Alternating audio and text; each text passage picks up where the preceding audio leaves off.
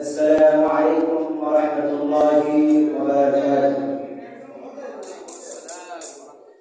الحمد لله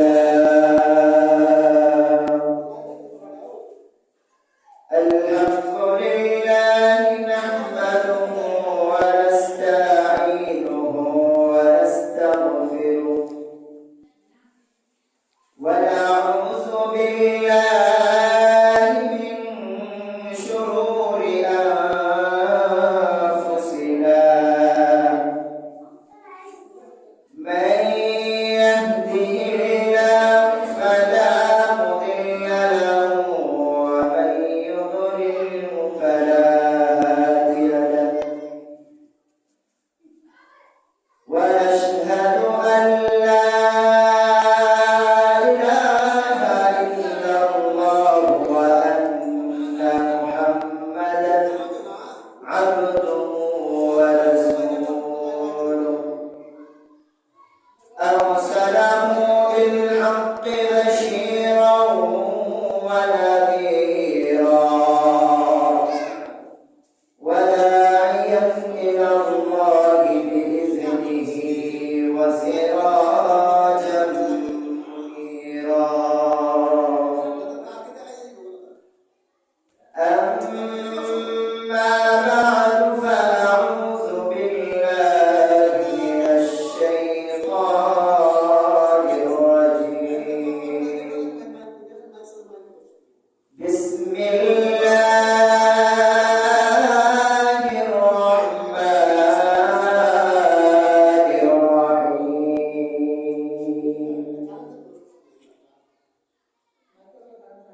إن الصلاة تنهى عن الفحشاء والمنكر ولذكر الله أكبر. وقال النبي صلى الله عليه وسلم بني الإسلام على 5: شهادة أن لا إله إلا الله وإقام الصلاة وإيتاء الزكاة وصوم رمضان والحج.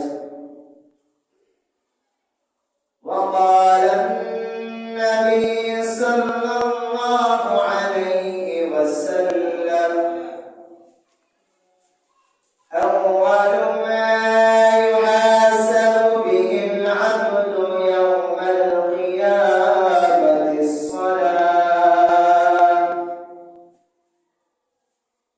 وقال النبي صلى الله عليه وسلم مفتاح الجنة الصلاة. صدق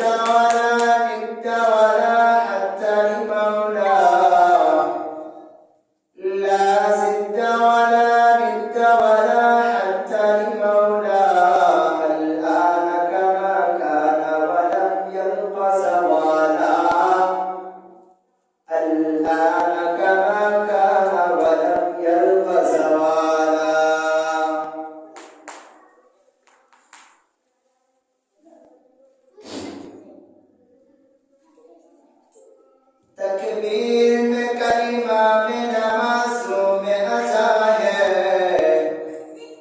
तकबीर में कलिमा में नमाज़ों में अज़ा है। हाय नाम इलाही से मिला नाम मोहम्मद, हाय नाम इलाही से मिला नाम मोहम्मद। फरमाते हैं आदम को मुझे खुल्द तरी में, फरमाते हैं आदम को मुझे खुल्द तरी है।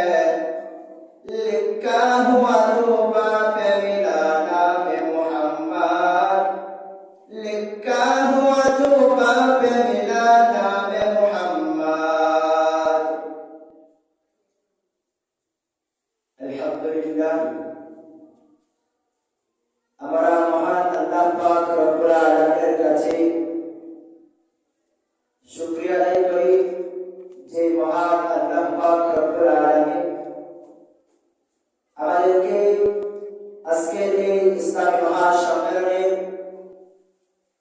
আসার বসার তৌফিক দান করেছেন এবং এর সাথে সাথে আল্লাহ পাক রব্বুল আলামিন আমাদেরকে দ্বীনি কথাবার্তা বলার এবং কথাবার্তা শোনার তৌফিক দান করেছেন।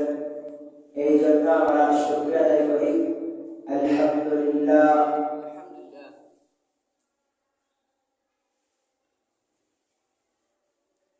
সম্মানিত হাজিরিন, আমি যে বিষয়ে আপনাদের সামনে আলোচনা করব সেটা হলো নামাজের গুরুত্ব এবং ফজিলত। এই বিষয়ে আমি কোরআন হাদিসের আলোকে যতটুকু সম্ভব হয় আমি আলোচনা করব ইনশাআল্লাহ। সম্মানিত হাজিরিন, এই নামাজ এমন একটি ইবাদত যেটা ইসলামের মধ্যে খুবই গুরুত্বপূর্ণ। আল্লাহ পাক রব্বুল আলামিন এই নামাজকে অনেক গুরুত্ব দিয়েছেন। আল্লাহ পাক রব্বুল আলামিন কুরআনুল কারীমের মধ্যে প্রায় 82 জায়গার মধ্যে আল্লাহ পাক রব্বুল আলামিন এই নামাজের কথা উল্লেখ করেছেন, নামাজের গুরুত্বের কথা আল্লাহ পাক রব্বুল আলামিন উল্লেখ করেছেন। শুধু তাই নয়, বরং আল্লাহ পাক রব্বুল আলামিন কুরআনুল কারীমের মধ্যে প্রায় 700 জায়গার মধ্যে আল্লাহ পাক রব্বুল আলামিন ইশারার মাধ্যমে এই নামাজের কথা আল্লাহ পাক রব্বুল আলামিন কুরআনুল কারীমের মধ্যে বলে দিয়েছেন। এমনকি আমাদের বিশ্বনবী রাহমাতুল লিল আলামিন নবী আমার এই নামাজকে গুরুত্ব দিয়েছেন, এই নামাজের কথা নবী বেশি বেশি বলেছেন। এমনকি আমার নবী যখন মৃত্যুবরণ করবেন তবে আল্লাহ নবী বিশ্বনবী রাহমাতুল লিল আলামিন এর জবানের মধ্যে একটাই বাক্য ছিল, সেটা হলো ও আমার সাহাবায়ে কেরাম, তোমরা নামাজ আদায় করো। আসসালাত আসসালাত ওয়া মা মালাকাত আইমানুকুম। আল্লাহ নবী বিশ্বনবী রাহমাতুল লিল আলামিন হাদিসের মধ্যে বলেছেন যে যে ব্যক্তি এই নামাজকে গুরুত্ব সহকারে আদায় করবে আল্লাহ তাআলা তাকে জান্নাতের মধ্যে দিয়ে দিবেন। শুধু তাই নয়, আল্লাহ নবী বিশ্বনবী রাহমাতুল লিল আলামিন এই নামাজকে অনেক গুরুত্ব দিয়েছেন। ঠিক তেমনিভাবে হাদিসের মধ্যে আছে যে বিশ্বনবী রাহমাতুল লিল আলামিন বলেছেন বুনিয়াল ইসলাম আলা খামসিন শাহাদাতি আল্লা ইলাহা ইল্লাল্লাহ। যে আল্লাহ নবী বিশ্বনবী রাহমাতুল লিল আলামিন বলেন, ও আমার উম্মতেরা রে, তোমরা জেনে নাও ইসলামের কয়েকটি ভিত্তি রয়েছে, ইসলামের 5টি ভিত্তি রয়েছে, স্তম্ভ রয়েছে। এই 5টি ভিত্তির মধ্যে প্রথমটি হলো ঈমান। বুনিয়াল ইসলাম আলা খামসিন, ইসলামের ভিত্তি হলো 5টি। আল্লাহ ইলাহা ইল্লাল্লাহ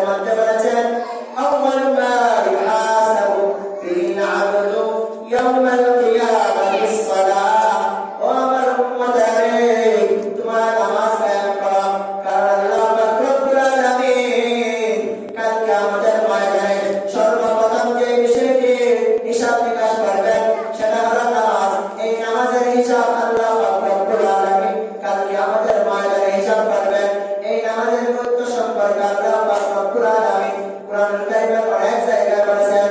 আল্লাহ পাক রব্বুল আলামিন কোরআনুল কারীমের মধ্যে আমার আপনার নবী রাহমাতুল লিল আলামিনকে লক্ষ্য করে বলেন, ওয়াকুর আহলাকা বিসসালাত ওয়াসবির আলাইহা লা নাসআলুকা রিজকান নাহনু নারযুকুকা ওয়াল আকিবাতু লিত্তাকওয়া।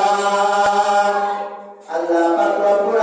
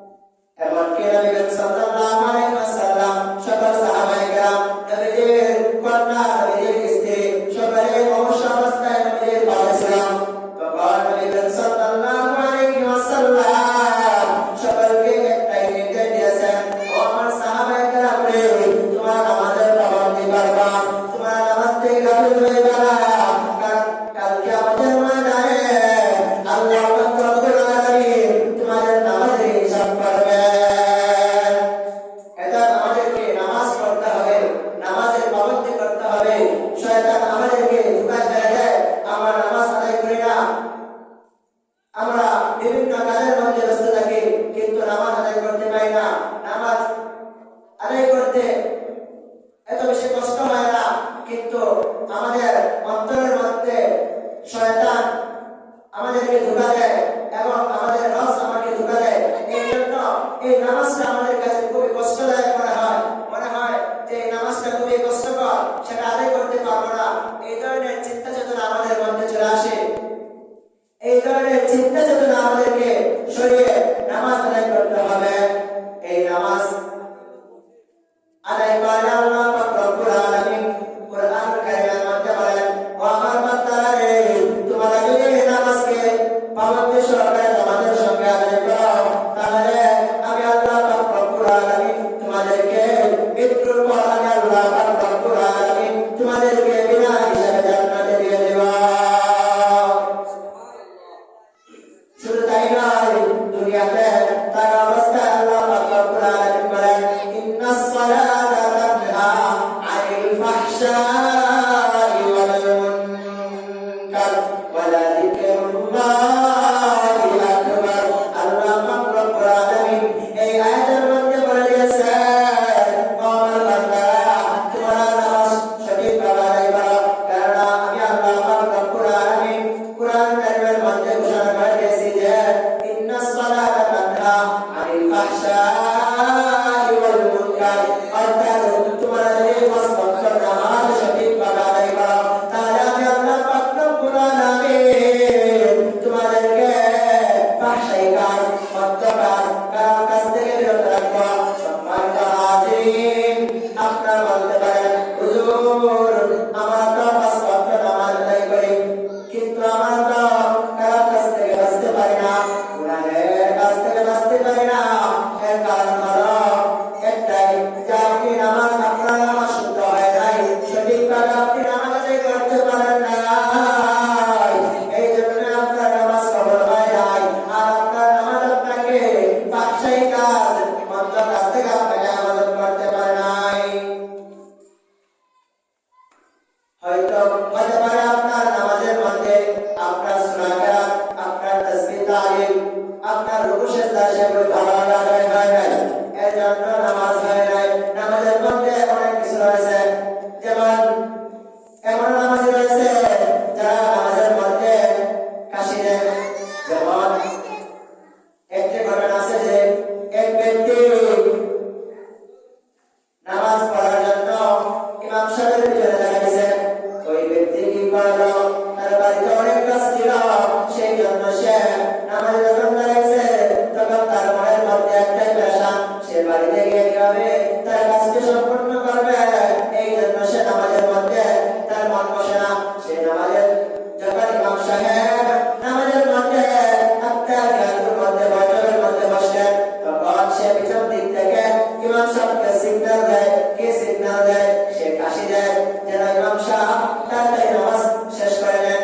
এভাবে যদি সে কাশি দেয়, তাহলে এর নামাজ হবে না। এই ধরনের যে ব্যক্তি এই ধরনের কাশি দিবেন, অনেক দেখবেন তার কাশি নেই। এই গ্রীষ্মকালের মধ্যে তার কোনো সর্দি নেই, কাশি নেই, কোনো অসুস্থতা নেই, কিন্তু তার নামাজের মধ্যে যখন ইমাম সাহেব বৈঠকের মধ্যে বসেন, তখন দেখা যাবে যে তার কাশি শুরু হয়ে যায়। তার একটাই কারণ, ইমাম সাহেব নামাজ শেষ করে নেন। এই ধরনের নামাজে নামাজ কবুল হবে না। এই ধরনের নামাজে নামাজের দ্বারা তার গুনাহের কাছ থেকে সে বাঁচতে পারবে না, গুনাহের কাছ থেকে বাঁচতে পারবে না, মন্দ কাছ থেকে বাঁচতে পারবে না। এই জন্য আমাদেরকে সঠিকভাবে নামাজ আদায় করতে হবে। সম্মানিত হাজিরিন, আল্লাহ পাক রব্বুল আলামিন এই নামাজের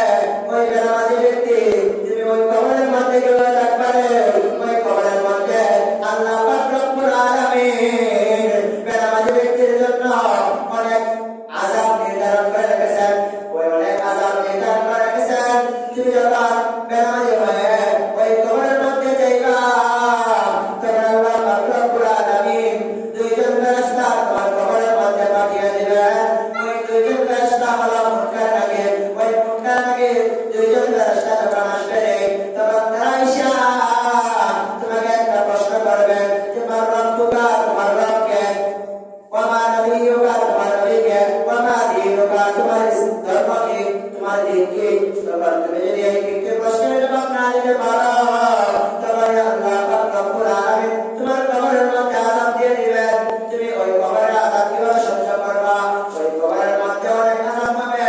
যে ব্যক্তি কবরের আযাব থেকে রেহাই পেয়ে যাবে আল্লাহ পাক রব্বুল আলামিন তাকে আখিরাতের অন্যান্য ঘাটি থেকে তাকে রেহাই দিবেন, তাকে মুক্তি দিয়ে দিবেন। কবরের মধ্যে অনেক আযাব হবে। কবরের মধ্যে আল্লাহ পাক রব্বুল আলামিন বেনামাজিকে এমন শাস্তি দিবেন যে ওই দুইজন ফেরেশতা যখন প্রশ্ন করবে তখন সে যদি বেনামাজি হয়ে থাকে তাহলে কোনো উত্তর দিতে পারবে না। যখন ফেরেশতা তাকে জিজ্ঞাসা করবে মান রাব্বুকা তখন সে বলবে লা আদরি, আমি কিছুই জানি না রে, আমি কিছুই জানি না। তাকে যখন জিজ্ঞাসা করা হবে ওয়ামা নাবিয়্যুকা, তোমার নবীকে, তখন সে জিজ্ঞাসা করবে তখন সে উত্তর দেবে লা আদরি, আমি কিছুই জানি না, আমি কিছুই জানি না। যখন তাকে জিজ্ঞাসা করা হবে ওয়ামা দীনুকা, তোমার ধর্ম কি, তোমার দিন কি, তখন সে বলবে লা আদরি, সে কিছুই বলতে পারবে না। তখন আসমানের মালিক ডাক দিয়া বলবে ও আমার ফেরেশতারা রে, ও আমার জাহান্নামী ফেরেশতারা, তোমরা ওই বান্দাকে জাহান্নামে নিয়ে যাও, অর্থাৎ জাহান্নাম থেকে একটি সুরক্ষা তার কবরের মধ্যে কানেকশন করে দাও, যেন সে জাহান্নামের শাস্তিগুলা কবরের মধ্যে বৈশা বৈশা কবরের মধ্যে জায়গা সে ভোগ করতে পারে, কারণ সে বেনামাজি, কারণ সে বেনামাজি। তখন আল্লাহ পাক রব্বুল আলামিনের নির্দেশে ওই জাহান্নামী ফেরেশতারা তাকে তার কবরের সাথে জাহান্নামের একটি সুড়ঙ্গ পথ করে দিবে। সেখান থেকে জাহান্নামের আগুন আসতে থাকবে এবং সে সেই শাস্তি ভোগ করতে থাকবে। শুধু তাই নয়, তাকে কবরের মধ্যে আরো অনেক ধরনের শাস্তি দেওয়া হবে। আর যদি ওই ব্যক্তি নামাজে হয় তাহলে যখন ফেরেশতা তাকে জিজ্ঞাসা করবে মান রাব্বুকা, সে তখন বলবে আল্লাহ।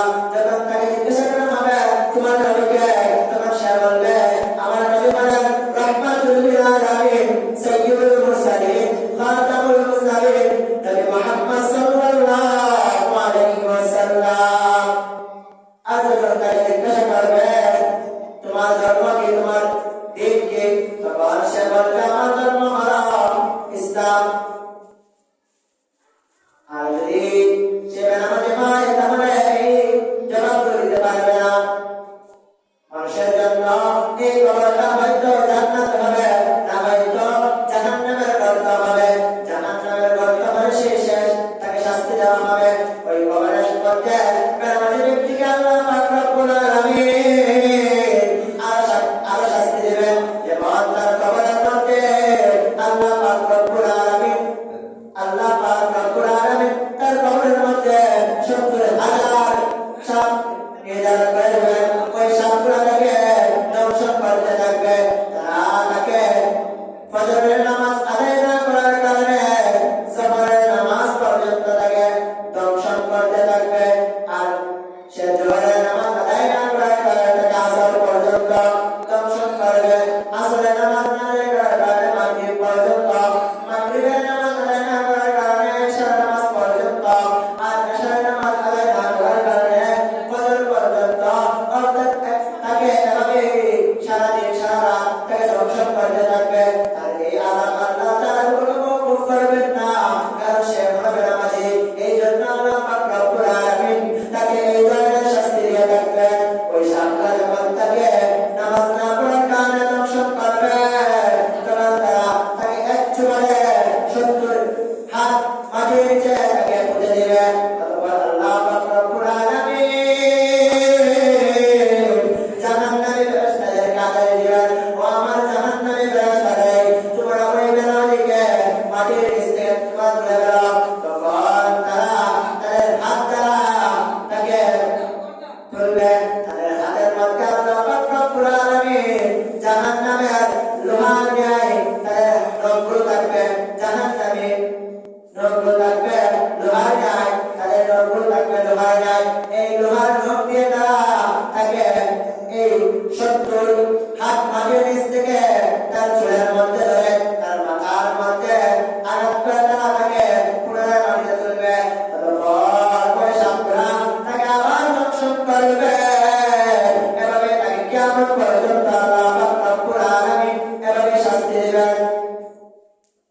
আল্লাহর গোলাম, একবার ভালোভাবে চিন্তা করবে যে কালকে আমাদের ময়দানে কবরের জগতে তুমি নামাজ না পড়ে কিভাবে থাকবা। দুনিয়াতে তুমি তোমার সন্তান আদি তোমার স্ত্রী ছাড়া তুমি রাতে ঘুমাইতে পারো না, কিন্তু তুমি যখন মৃত্যুবরণ করবে তখন তুমি ওই কবরের মধ্যে, ওই অন্ধকার কবরের মধ্যে কিভাবে থাকবে একা? তোমার সাথে তোমার সন্তান যাবে না, তোমার সাথে তোমার বিবি যাবে না, তোমার সাথে তোমার আত্মীয় স্বজন কেউ যাবে না, শুধু যাবে তোমার নেক আমল এবং তোমার বদ আমল, এগুলি তোমার সাথে যাবে। তোমার সাথে তোমার সম্পদ যাবে না, কোনো কিছুই যাবে না। দুনিয়ার মধ্যে তুমি যা কিছু অর্জন করেছ, যা কিছু অর্জন করেছ, কিছুই যাবে না, শুধু একমাত্র তোমার নেক আমলগুলো তোমার সাথে যাবে এবং বদ আমলগুলো তোমার সাথে যাবে। এই জন্য বলি রে বাবা, ওরে যুবক বাবারা, যুবক ভাইরা, তোমরা পাঁচ ওয়াক্ত নামাজ আমাদের সঙ্গে আদায় করবা। এই মসজিদের মধ্যে আইসা আমাদের সঙ্গে আদায় করবা। আমার আপনার নবী বিশ্ব রাহমাতুল লিল আলামিন হাদিসের মধ্যে বলেন, ও আমার উম্মতরা, তোমরা যদি পাঁচ ওয়াক্ত নামাজ আমাদের সঙ্গে আদায় করো, তাহলে আমি আল্লাহ পাক রব্বুল আলামিন তোমাদেরকে এই জামাতের সঙ্গে নামাজ আদায় করার কারণে তোমাদেরকে অন্যান্য নামাজের চাইতে 27 গুণ বেশি সওয়াব দান করব। এই জন্য আমাদেরকে জামাতের সঙ্গে নামাজ আদায় করতে হবে। আপনারা বলতে পারেন, হুজুর আমি তো পাঁচ ওয়াক্ত নামাজ সঠিকভাবে আদায় করি, বাড়িতে পড়ি, মসজিদে আসি না। কিন্তু আমি বলি রে ভাই, তুমি মসজিদে আইসা পাঁচ ওয়াক্ত নামাজ পড়ো, তাহলে আমাদের সঙ্গে নামাজ পড়তে পারবা। আমাদের সঙ্গে নামাজ পড়লে আল্লাহ নবী বিশ্বনবী রাহমাতুল লিল আলামিন বলে দিয়েছেন যে তোমরা যদি আমাদের সঙ্গে আদায় করো, তাহলে আল্লাহ পাক রব্বুল আলামিন তোমাদেরকে 27 গুণ সওয়াব বেশি দান করবেন। ওরে যুবক আল্লাহর গোলাম, তুমি এই নামাজটা যদি কবরে যাও, কবরের মধ্যে শাস্তি ভোগ করতে হবে। এমনকি কাল কিয়ামতের ময়দানে আল্লাহ পাক রব্বুল আলামিন তোমাকে অনেক শাস্তি দিবেন। আমার পর্দার মা শুনে রাখো, তোমরা গভীরভাবে শুনে নাও, শুনে নাও, একটা কথা গভীরভাবে শুনে নাও।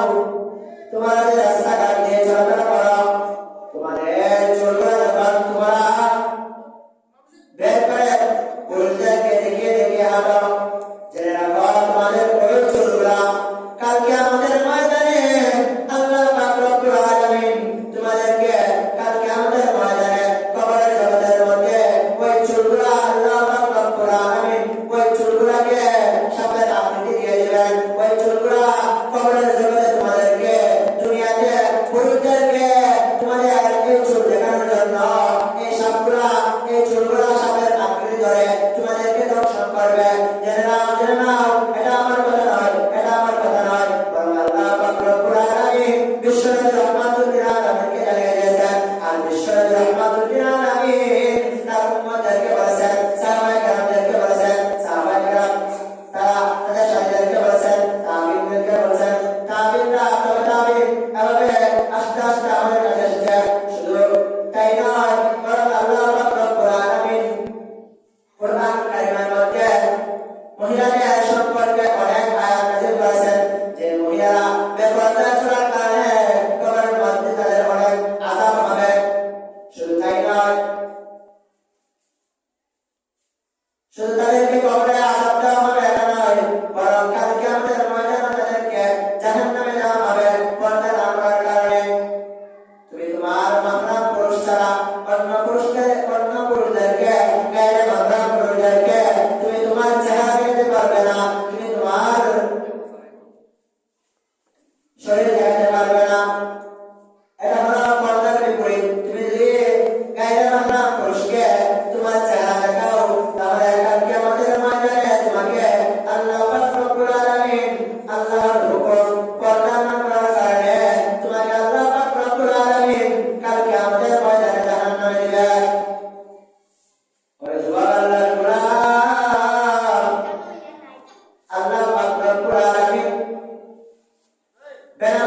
নামাজ না পড়ার কারণে শাস্তি দিবেন কবরের মধ্যে।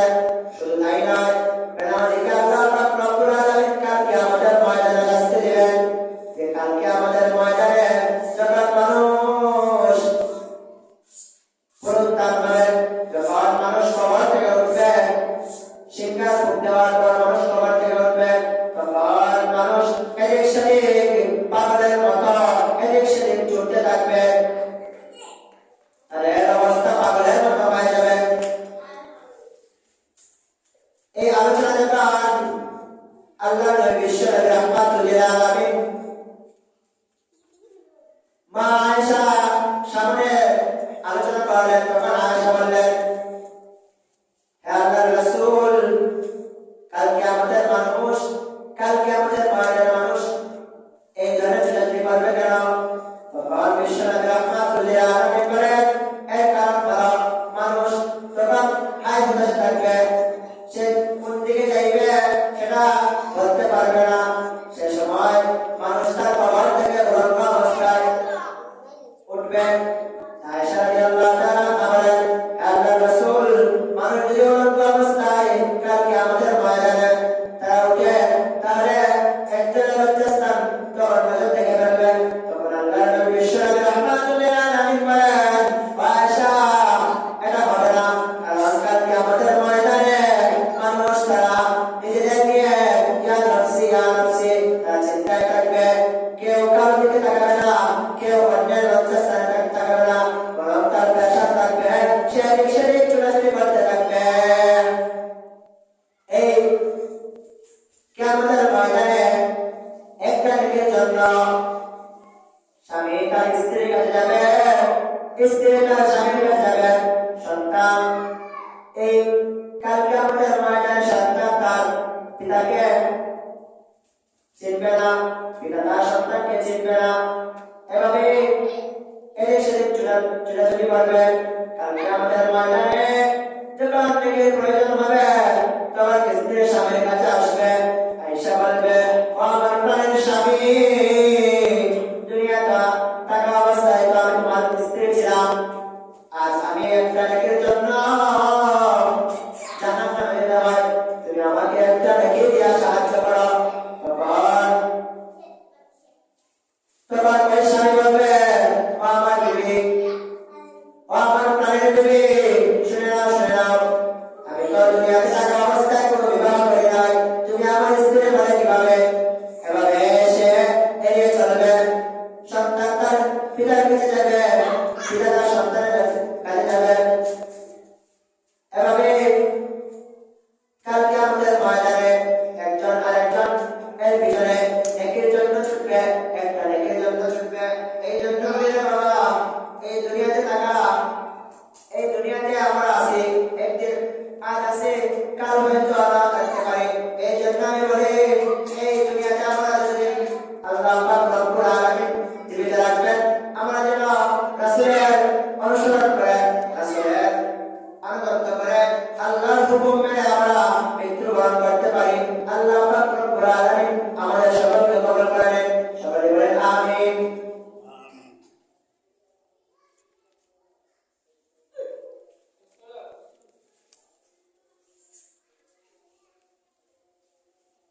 সম্মানিত হাজিরিন, এই নামাজ অতি গুরুত্বপূর্ণ। এই নামাজের অনেক ফজিলত রয়েছে। যে ব্যক্তি নামাজকে গুরুত্ব সহকারে আদায় করবে, আল্লাহ পাক রব্বুল আলামিন তাকে অনেক পুরস্কার দিবেন। দুনিয়াতে থাকা অবস্থায় আল্লাহ পাক রব্বুল আলামিন তার রিজিকের অভাব দূর করে দিবেন, তার হায়াতের মধ্যে বরকত দিবেন। শুধু তাই নয়, আল্লাহ পাক রব্বুল আলামিন সে যখন মৃত্যুবরণ করবে, তার কবরের আযাব আল্লাহ পাক রব্বুল আলামিন ক্ষমা করে দিবেন।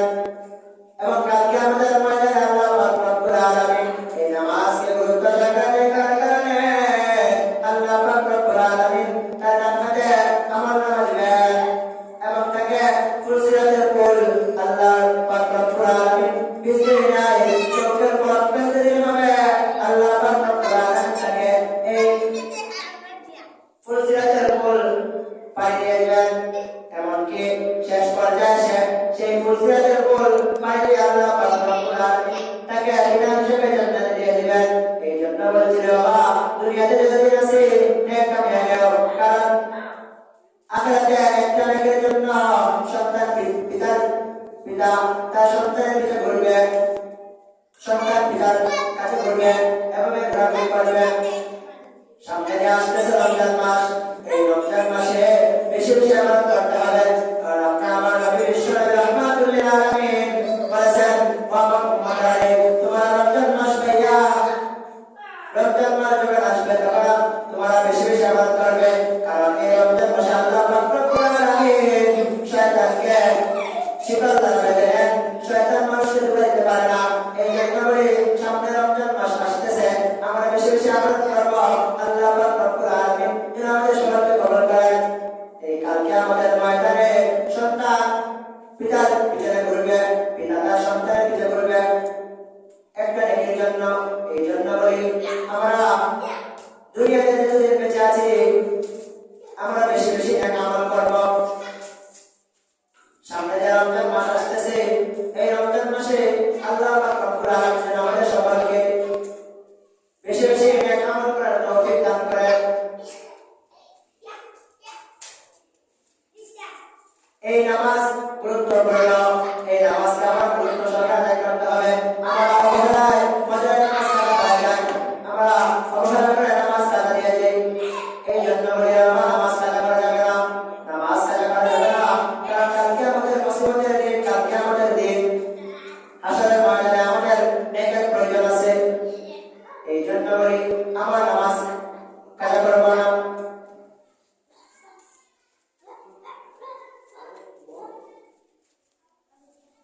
ঘুমের চেয়ে নামাজ ভালো, আর তুমি ঘুমাইও না। ঠিকমতে পড়িলে নামাজ জান্নাত হবে তোমার ঠিকানা। ঘুমের চেয়ে নামাজ ভালো, আর তুমি ঘুমাইও না। ঠিকমতে পড়িলে নামাজ জান্নাত তোমার ঠিকানা। পশু পাখি কীট পতঙ্গ কেউ ঘুমিয়ে রইল না।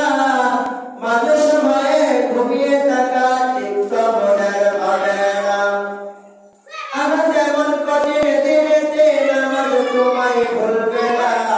ঠিকমতে পড়িলে নামাজ জান্নাত তোমার ঠিকানা। ঘুমের চেয়ে নামাজ ভালো, আর তুমি ঘুমাইও না। ঠিকমতে পড়িলে নামাজ জান্নাত তোমার ঠিকানা। একটুখানি নেকের তরে রোজ হাসরের মাঠেতে বাবা ঘুরবে ছেলের পিছে, ছেলে বাবার আগেতে।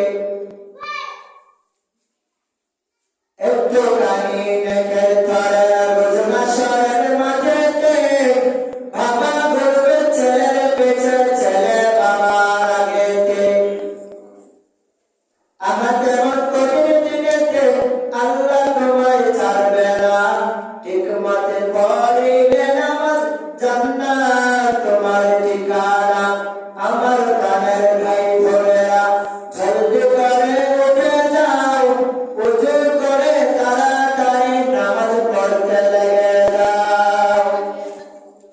আমার নবী বেনামাজি শাফাআত করিবেন না। ঠিকমতে পড়িলে